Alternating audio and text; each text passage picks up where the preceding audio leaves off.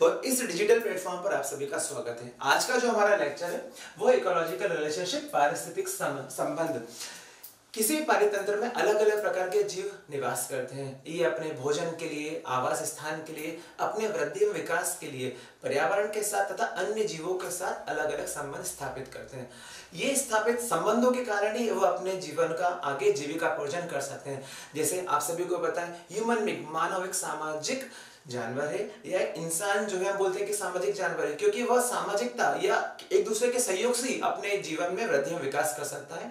तो इसी चीज को, इसी कॉन्सेप्ट को ध्यान में रखते हुए हम इकोलॉजिकल रिलेशनशिप की, पारिस्थितिक संबंध के टर्म्स को आगे पढ़ने जा रहे हैं। और इन ये जो टर्म्स है, ये एग्जाम पॉइंट ऑफ व्यू से बहुत इंपॉर्टेंट है, क्योंकि जब ये एग्जाम में आ जाती हैं तब हमें इनके कॉन्सेप्ट समझ में नहीं आते हैं, और नहीं आने के कारण हमें छोटे छोटे नंबर या कई छोटी छोटी गलतियां करके आते हैं, जिससे हमारे नंबर कट जाते हैं। तो चलिए बिना समय को वेस्ट करके हम शुरुआत करते हैं इकोलॉजिकल रिलेशनशिप। पारिस्थितिक संबंध, जैसा कि आपको बताया मैंने कि जीवों के मध्य आपस में संबंध होते हैं जिससे वो किसी परितंत्र में निवास करते हैं। ये दो प्रकार के होते हैं। पहला अपोजिशन रिलेशनशिप, दूसरा सिम्बायोटिक रिलेशनशिप। नाम से पता लग रहा है, अपोजिशन मतलब विरोधी संबंध, दूसरा सहजीवी संबंध। तो चलिए हम लोग पहले देखते हैं विरोधी संबंध। विरोधी संबंध, इसमें दो प्रजातियों के मध्य जो संबंध होता है वो विरोधाभास का होता है। इसका मतलब दोनों ही जीव अपने आवास स्थल के लिए या भोजन के लिए या अपने वृद्धि विकास के लिए दोनों के बीच में संघर्ष होता है। लेकिन ये संबंध विरोधाभास इसलिए बोला गया क्योंकि यह संबंध कभी कभी इतना हिंसक हो जाता है जिसमें एक ना एक जीव की मृत्यु हो जाती है। तो चलिए हम समझते हैं कि ये अपोजिशन रिलेशनशिप कैसी होती है। तो अपोजिशन रिलेशनशिप जो आता है वो पारिस्थितिक संबंध के कई भाग होता है, और उसका जो पहला कॉन्सेप्ट ले रहे हैं वो रहता है प्रेडेशन। प्रेडेशन को हिंदी में बोला जाता है परभक्षण। जैसे आपको पता है, आपने एक टर्मिनोलॉजी सुनी होगी, प्रेडेटर। प्रेडेटर को बोला जाता है शिकारी, और प्रे हो जाता है शिकार। जैसे हम बोलते हैं कि जंगल का राजा शेर होता है, उससे बड़ा प्रेडेटर कोई नहीं होता, उससे बड़ा शिकारी कोई नहीं होता है। और अगर जंगल का सबसे फेवरेट या सबसे आसान हम शिकार की बात करें तो वो होता है हिरण। तो हिरण हो गया प्रे। तो प्रेडेशन को हम समझते हैं कि प्रेडेशन कॉन्सेप्ट कैसा है, यह कैसा एक प्रकार का विरोधी संबंध है। तो इसमें एक प्रजाति को लाभ होता है शिकारी, व दूसरी प्रजाति को हानि होती है। मतलब कि एक प्रजाति तो लाभान्वित होती है और दूसरी प्रजाति की हानि होती है। तो लाभान्वित हो रही है इसलिए हमने उसको प्लस से इंडिकेट करा है, और एक प्रजाति को, दूसरी प्रजाति का नुकसान हो रहा है उसको हमने माइनस से इंडिकेट किया है। और इसको समझाने के लिए बहुत ज्यादा आवश्यकता नहीं समझने के लिए, फिर वो उदाहरण देखते हैं। शेर और हिरण, जंगल का राजा होता है शेर, वो सबसे बड़ा प्रेडेटर होता है जंगल का, और उसका सबसे आसान अगर हम बोले जो सबसे फेवरेट प्रे या शिकार होता है वो हिरण होता है। तो शेर जो है वो कई प्रकार के जाल बुनकर हिरण को अपने जाल में फंसा लेगा और उसको खा लेगा। तो शेर की तो भूख मिट गई, तो शेर तो लाभान्वित हो रहा है, लेकिन जो दूसरी प्रजाति है उसकी तो मृत्यु हो गई। वो मृत्यु हो गई, इसका मतलब है कि अब तो उसका जीवन लीला ही खत्म हो गई। इसलिए इसे विरोधी संबंध कहा गया है, जिसमें एक प्रजाति का फायदा हो रहा है, दूसरी प्रजाति का नुकसान हो रहा है। तो हम देख सकते हैं प्रेडेशन का एक उदाहरण। दूसरा उदाहरण देख सकते हैं, तो आपको तो पता है जरूरी कि हिरण का शिकार शेर ही करे। भेड़िया जो होता है, कई भेड़िए मिलके शेर का शिकार कर लेते हैं, कई भेड़िए मिलके हिरण का भी शिकार कर लेते हैं। तो जब कई भेड़िए मिलके शेर का शिकार कर रहे हैं तो भेड़िए लाभान्वित हो रहे हैं, तो वो हो जाएंगे उनका पॉजिटिव, और दूसरी प्रजाति या शेर या हिरण की मृत्यु हो रही तो वो हो जाएंगी हानि, उनको हो जाएगी हानि, तो उनके लिए साइन आएगा नेगेटिव। तो इस प्रकार से हम प्रेडेशन को यहाँ पर डिस्क्राइब कर सकते हैं। अब जरूरी नहीं यहाँ पर कि दो ही एग्जाम्पल दिए जाए, तीसरा एग्जाम्पल हम ये समझ सकते हैं कि कई प्रकार के, जैसे हाथी का शिकार करना है तो कई भेड़ियों को मिलकर एक हाथी का शिकार करना पड़ेगा। तो कई भेड़िए मिलकर करेंगे तो पूरे भेड़ियों की भूख मिटेगी, तो वो लाभान्वित होगी और दूसरी प्रजाति की मृत्यु हो जाएगी। तो यह एक प्रेडेशन का सबसे कॉमन एग्जांपल होता है, जिसमें एक प्रजाति लाभान्वित होती है, दूसरी की हानि होती है। अपोजिशन रिलेशनशिप में जो दूसरा संबंध आता है, देखने को मिलता है, वो होता है स्पर्धा, कंपटीशन।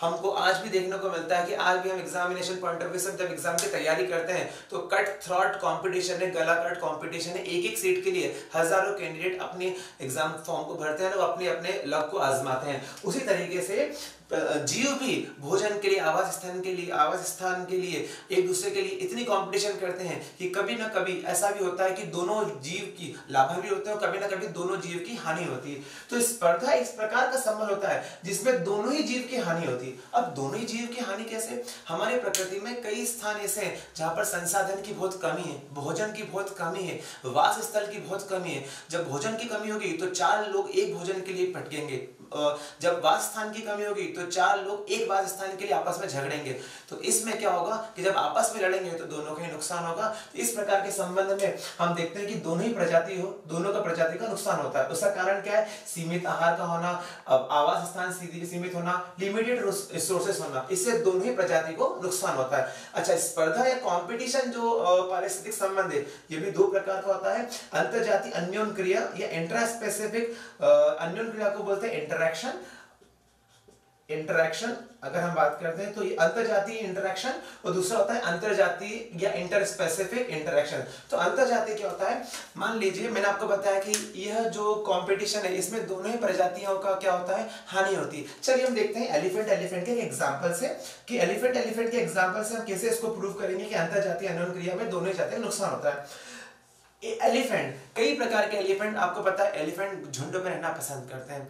अब जो एलिफेंट्स होते हैं इन्हें मादा के साथ अगर प्रजनन के लिए संबंध बनाना है तो एलिफेंट्स को आपस में लड़ना पड़ता है। कई एलिमेंट्स जो होते हैं, नर एलिफेंट्स अपनी शक्ति का प्रदर्शन मादा के सामने करते हैं, और जो शक्तिशाली नर होता है वही मादा के साथ संबंध स्थापित कर सकता है। इसका मतलब आप देख रहे हो कि एक ही प्रजाति के बीच में दोनों संघर्ष कर रहे हैं। जब दोनों ही संघर्ष करेंगे तो दोनों का नुकसान होना तय है। तो जब एक ही प्रजाति के बीच में संबंध होता है तो वह कहलाता है अंतरजातीय अन्योन्य क्रिया या इंट्रा स्पेसिफिक इंटरैक्शन, जिसमें दोनों ही प्रजाति का नुकसान हो रहा है। चलिए इसका दूसरा एग्जांपल ले लेते हैं। डॉल्फिन को आपने देखा होगा, पानी के अंदर तैरती है, बहुत फ्रेंडली होती है, आपस में बातें करती है, खेलती कूदती सब साथ में करती है। लेकिन जब भोजन की बात आती है तो दोनों डॉल्फिन आपस में बेहद लड़ती है, और जिसमें सबसे ज्यादा शक्ति होती है वही डॉल्फिन को अंततः भोजन करने को मिलता है। इसका मतलब यहाँ पर भी आप देख रहे हैं कि दोनों डॉल्फिन एक ही प्रजाति के बीच में, एक ही प्रजाति के जीवों के बीच में संघर्ष हो रहा है। तो जब एक ही प्रजाति के बीच में संघर्ष होगा, यहाँ पर खाने के लिए हो रहा था, यहाँ पर प्रजनन के लिए हो रहा था, तो जब एक ही प्रजाति के बीच में संघर्ष होगा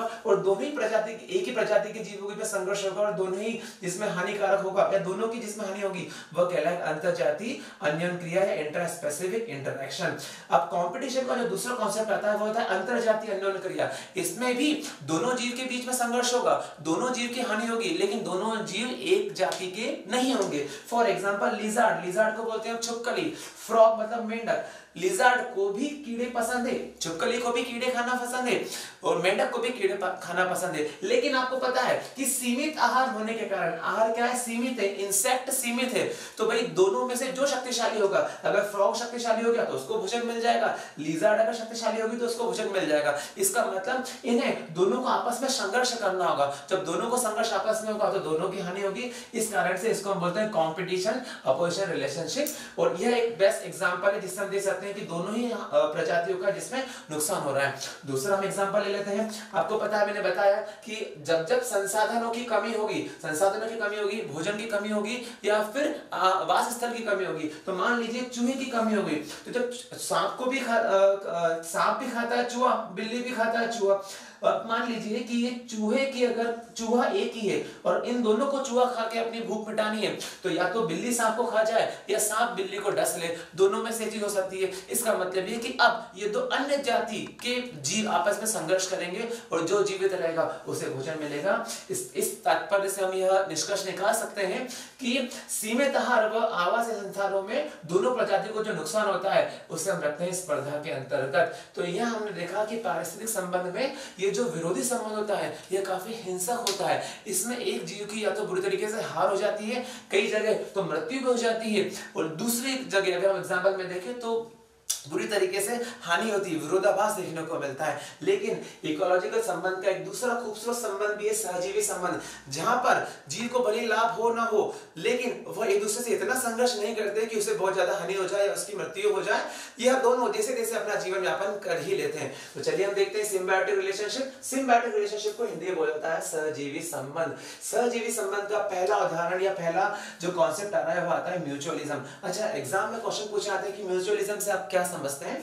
तो म्यूचुअलिज्म प्लस प्लस आपको समझ में आ ही होगा कि दोनों प्रजातियां लाभान्वित होती है, मतलब किसी को नुकसान नहीं होता है। दोनों प्रजातियां कैसे लाभान्वित होंगी? चलिए हम लोग देखते हैं। इसका सबसे फेवरेट एग्जांपल है लाइकेन। लाइकेन क्या होता है? चलिए आप सभी को पता है, एल्गी को हिंदी में बोला जाता है शैवाल। शैवाल ये इन्हें प्रकृति के द्वारा या ये प्रकाश संश्लेषण से अपना स्वयं का भोजन बना सकते हैं।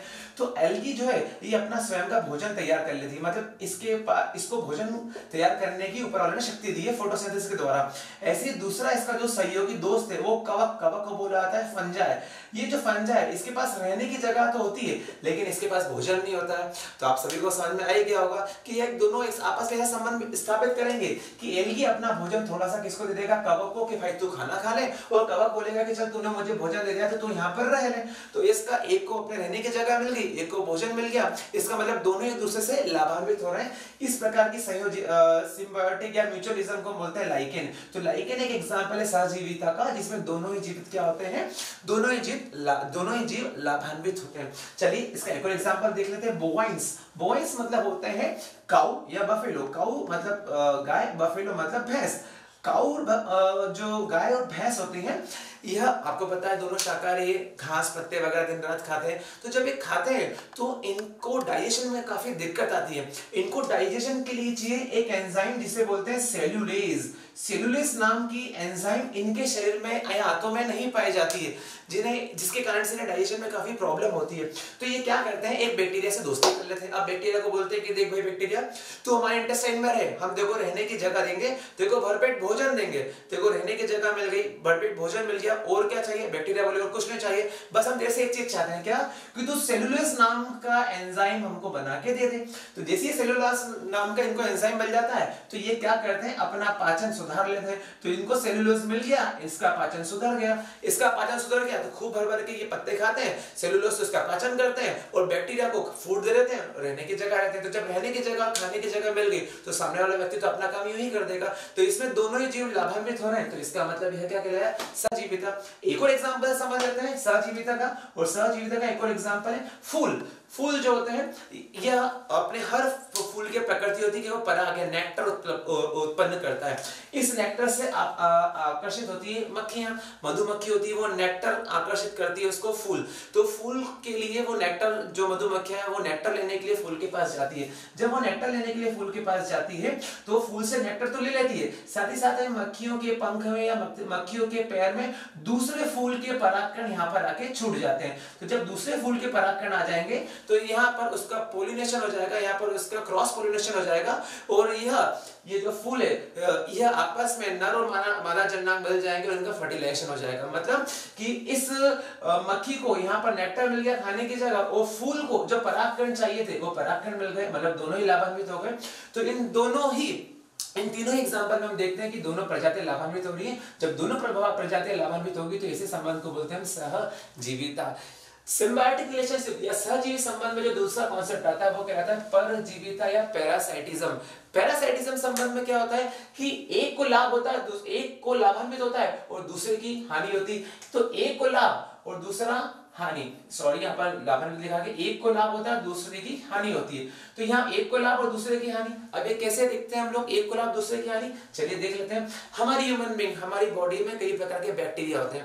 अब हमारी बॉडी में जो बैक्टीरिया है उसको क्या लाभ मिल रहा है कि उसको रहने की जगह मिल गई, उसको अच्छा भरपेट खाना मिलता है। लेकिन ह्यूमन बीइंग को क्या होता है, उससे हानि होती है। हानि कैसे, कई बार जब बैक्टीरिया की मात्रा बढ़ जाती है तो उसको स्टोमक, एक पेट दुखने लग जाता है, कब्जियत हो जाती है, कॉन्स्टिपेशन की शिकायत हो जाती है। तो बैक्टीरिया तो यहाँ पर लाभान्वित हो रहा है, लेकिन कहीं ना कहीं यहाँ पर जो मानव है, ह्यूमन बीइंग है, उसको हानि हो रही है कि उसको जबरदस्ती में पेट दर्द हो रहा है, कॉन्स्टिपेशन हो रहा है। तो एक प्रजाति को लाभ, दूसरी को हानि, यह जीव कहलाता है परजीविता। चलो इसका एक और एग्जांपल लेते हैं, अमरबेल। अमरबेल हम लोगों ने देखा है, अगर हम छोटा सा एक आप एग्जांपल दो, ये पेड़ बनाओ तो पेड़ में कई शाखाएं होती है और इन शाखाओं में सांप जैसी लपटी होती है अमरबेल। ये जो सांप जैसी लपटी अमरबेल होती है ये एक तरीके की परजीवी है। परजीवी क्यों, क्योंकि इसे एक तो टिकने के लिए, सहारे के लिए ये पेड़ मिल जाता है। जब सहारे के लिए पेड़ मिल गया तो इसको सबसे पहले सहारा मिल गया पेड़ से, और साथ ही साथ में ये जो बेल है ये इस पेड़ के अंदर अपने हॉस्टल, ये अगर हम बात करें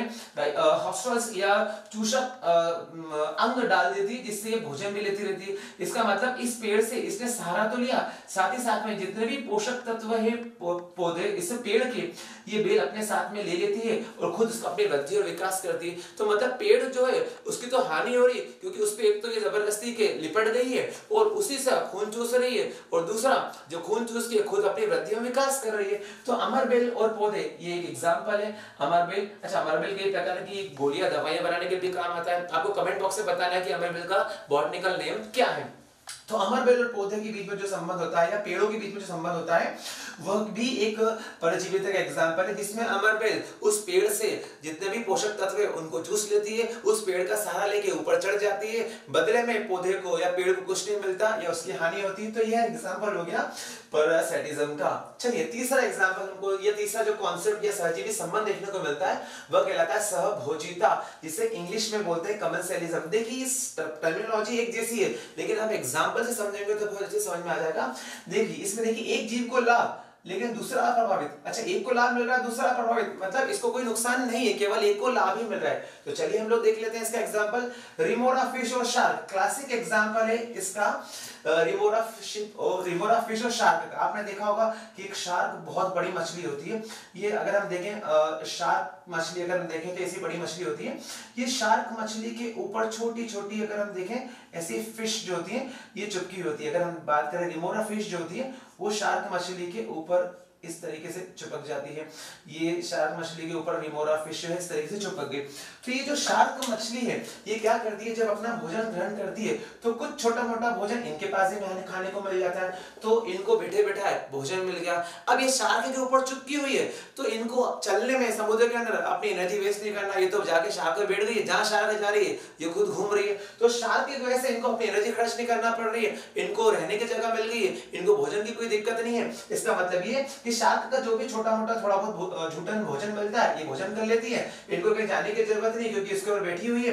तो एक जीव को लाभ मिल रहा है, दूसरा अप्रभावित है। शार्क को भी इससे कोई नुकसान नहीं है, वो शार्क तो टनों वजनी होती है, तो थोड़ी छोटी मोटी अगर फिश उस पर बैठ भी जाएगी तो उससे उसको कोई नुकसान नहीं होगा। तो एक जीव को लाभ दूसरा अप्रभावित, इस प्रकार के संबंध को बोलते हैं सहभोजिता या कमेंसलिज्म।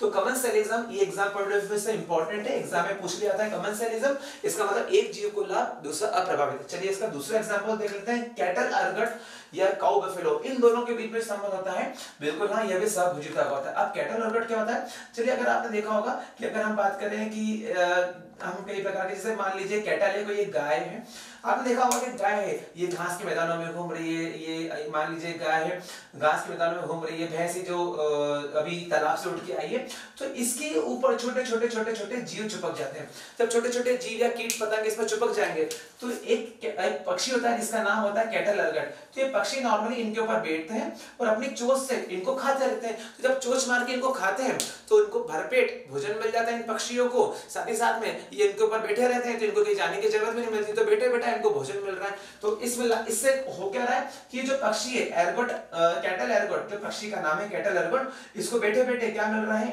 भोजन, इससे कहीं जाने की जगह नहीं मिल रही है, भोजन मिल गया। और ये जो कैटल है गाय या भैंस है, इसको इस पक्षी से कोई नुकसान भी नहीं है, एक तरीके से फायदा ही बोल लीजिए कि उसके कीट पतंगे खाएगा तो उसी की साफ सफाई कर रहा है। तो एक जो जीव है वो लाभान्वित हो रही, दूसरी प्रभावित है। इस प्रकार के संबंध को हम बोलते हैं सहभोजिता या कमेंसलिज्म। और लास्ट जो संबंध आ रहा है सहजीवी संबंध का वो कहलाता असहभोजिता। असहभोजिता मतलब एक को हानि दूसरे को अप्रभावित, भाई एक को नुकसान हो रहा है और दूसरे को कोई फर्क ही नहीं पड़ रहा है। चलिए देख लेते हैं इसका एग्जांपल, ब्लैक वॉलनट इसका क्लासिकल एग्जांपल है। तो ये ब्लैक वॉलनट क्या है, ब्लैक वॉलनट एक प्रकार का एक पौधा है या पेड़ है। ये ब्लैक वॉलनट की जो जड़ें होती है ये एक जहरीला पदार्थ स्रावित करती है। इस जहरीले पदार्थ को बोलते हैं जुगलॉन। ये जो जुगलॉन नामक पदार्थ है इसको थोड़ा सा स्पेसिफाई करके यहाँ लिख देता हूं मैं। ये जो ब्लैक वॉलनट है ये जुगलॉन नामक हानिकारक एक जहर पैदा करती है इसकी जड़ें। तो ये जो जुगलॉन नामक हानिकारक पदार्थ है ये जड़ में पैदा होगा तो ऑब्वियस सी बात है इस मिट्टी में पैदा होगा। तो जब ये इस मिट्टी में फैल जाता है तो ये जो ब्लैक वॉलनट है अन्य यहाँ पर किसी भी और पौधे को उगने नहीं देता। तो देखो आप दादागिरी इसकी कितनी है कि एक को तो हानि हो रही है, ये जो है इसके कारण से दूसरे यहाँ पर ग्रो नहीं कर पाएंगे और दूर दूर तक केवल वॉलनट ही दिखेगा और दूसरा अप्रभावित, इसको कोई फर्क ही नहीं पड़ रहा है। तो इसका मतलब ये क्लासिकल एग्जाम्पल हो गया एमेंसेलिज्म का, जिसमें एक को हानि होती है दूसरा अप्रभावित होता है। और इसका एग्जाम्पल है क्लासिकल ब्लैक वॉलनट। तो ब्लैक वॉलनट जो पौधा होता है इसकी जड़ों में से जुगलॉन नामक एक जहरीला पदार्थ स्टार्ट होता है जो अन्य किसी पौधों का आसपास उगने नहीं देता है। तो इनकी तो हानि हो गई और ये अप्रभावित है। इस रिलेशनशिप को बोलते हैं असहभोज्यता।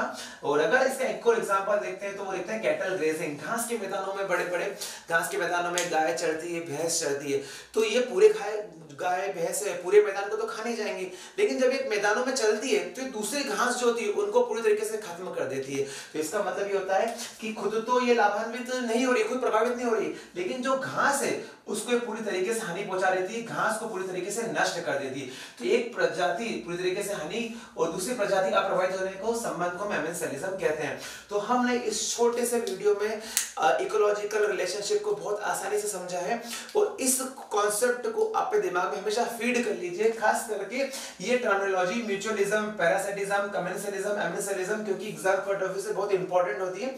यहाँ पर मैंने उसको एग्जाम्पल देके इसलिए समझाया गया है क्योंकि एग्जाम्पल से थ्रू याद करना बहुत आसान होता है। तो चलिए, ये बहुत मेहनत लगती है यार एक वीडियो को बनाने के लिए और उसको पूरी तरीके से लिख के एक्सप्लेन करने के लिए, इतना बिजी शेड्यूल होने के बाद। तो बस आपसे ये एक्सपेक्टेशन रहती है कि आप इसको अच्छे से देखें, दिमाग में क्लियर कर लें, और वीडियो अगर बहुत अच्छा लगे तो लाइक और कमेंट जरूर करें। Thank you so much. I am doctor Prince Kushwaha. Thanks for watching. Have a good day.